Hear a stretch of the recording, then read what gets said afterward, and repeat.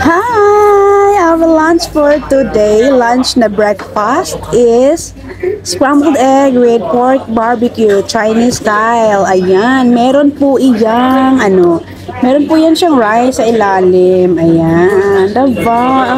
Super yummy. All-time breakfast po yan. Pwede po yung orderin ng lunch, pwede din po yung orderin ng dinner. Tara, kain! Hello, tara kain na tayo. All-time breakfast. Ito yung tinatawag nilang all-time breakfast. Pwede mo orderin kahit na anong oras. Kasi usually mga breakfast dito is hanggang 11:30 lang. Pero ito is all-time breakfast nila. Pwede siya orderin ng breakfast, lunch, dinner. Diba? Masarap to. Masarap ang Chinese pork barbecue.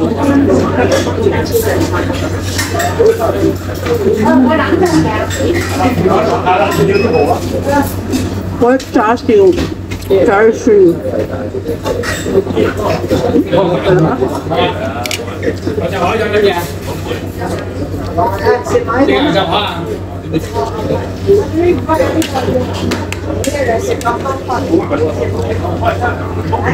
Ang sarap ng unti-untiin yung pagkain ba para magtagal ako dito kasi ang init talaga sa labas.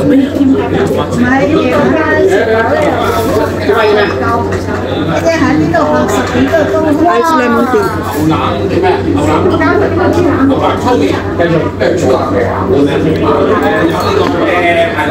Alam niyo kung bakit masarap ang lemon tea nila?